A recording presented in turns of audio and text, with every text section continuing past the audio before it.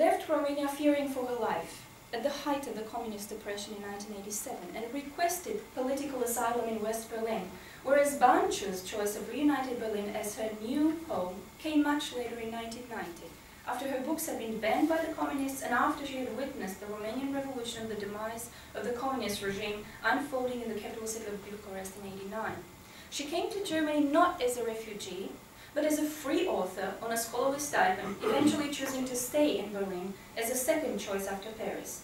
Such different circumstances have inflected these women's authors' stance on immigration, integration in Germany, and on the East-West axis of transgression. Müller's portrayal of émigré Irene in Reisende auf einem Bein suspends or frustrates familiar tropes of East-West encounter as much as it deploys them, quote-unquote, whereas Banchu acknowledges and cherishes with gratitude through her work the privilege of inhabiting the space of post-89 Berlin as topos of both division and encounter between the two.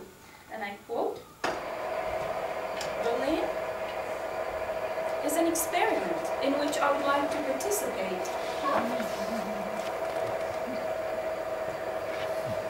I wasn't thinking of that kind of an experiment. And the tables will start lifting up? But not applaud, I hope. Berlin is an experiment in which I would like to participate. It is a metaphor. In order to understand the division of the world and its entire brutality. Checkpoint Charlie. Some of you who have visited Berlin might remember the place. It's a border. It's a former border, and it's still a place of division. It's the place that expresses and represents this notion best, unquote. Furthermore, Banchu embraces Berlin as metaphorical locale to fulfill her mission of bridging East and West through her fiction. I quote, I gave you the quotation in German, but I will translate it for you. "My resulting work is a bridge, a path that brings together people from the East and the West.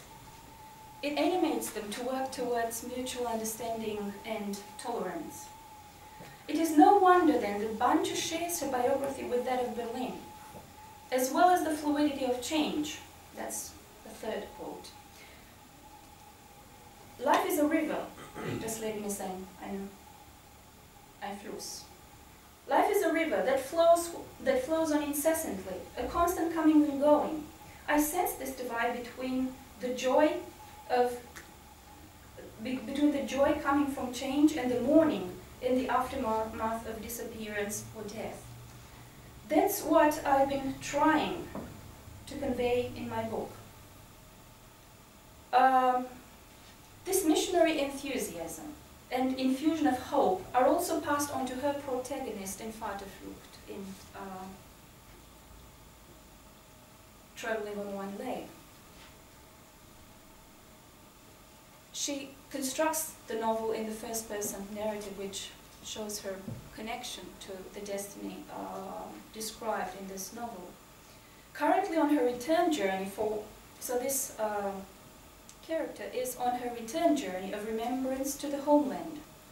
After emigrating to Berlin, she comes back home after 7 years to encounter her father after 7 years, stemming from a family of fervent communist supporters. Banchu associates in her prose the authoritarian father figure with the dictatorial regime that he had proudly represented and against which she as daughter had risen. The father stands for the daughter's Romanian Vaterland, fatherland, and the political regime she opposed, while her journey back is envisaged as an opportunity to replace the father's historical time with something new brought along from the West, which maintains the previous generational conflict, but at a different level now. The quote is in German that I have put up for you there. Es war unsere Zeit, or it's not even there. It was our time. We replace Father's time. Father did not understand the world anymore. End of quote.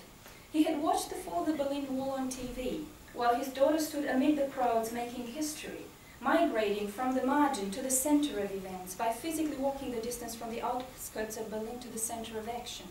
The trip back home to Romania 7 years after the fall of the Iron Curtain is a metaphor of the necessity to forgive the vividly remembered abuse, thus reactivated through remembrance, and be allowed to make mistakes again, to be released from the father's stronghold and live. Now back to Müller. Hertha Müller. At the opposite pole stands Müller's Irene. That's a character, and her novel is written in the third-person narrative, which shows the distancing, some kind of distancing from her fate. A character that resists circumscription and any form of fixity and definition, and that is often regarded as an allegory of the very city of West Berlin, since both she and the city exhibit a sort of fluidity, ambiguity, and contradictory spirit impossible to control or predict. Irene's memories of dictatorship experienced in the unnamed other land, so Romania is never named, which is believed to be communist Romania, are translated onto the host city again not named, but implied to be the pre-89 Berlin. The East-West divide is not as trenchant as in Banchu's work. On the contrary, parts of it, like the seedy northern suburb of Wilhelmsburg, where Irene ends up, bear a striking resemblance to the decrepit landscape of the other land. None of the pathos of the wall symbolism and of Berlin's metaphorical role is as bindbuilt between East and West are recognizable in Müller's fiction. Instead, her character Irene observes the counter-imagery of the refugees' hostels, of child prostitutes, nomads, and petty criminals populating decaying spaces and derelict streetscapes, which further questions the clear-cut distinction often made between the democratic and the totalitarian space. The two worlds come even closer together in the imagery of nettles, thistle, and yarrow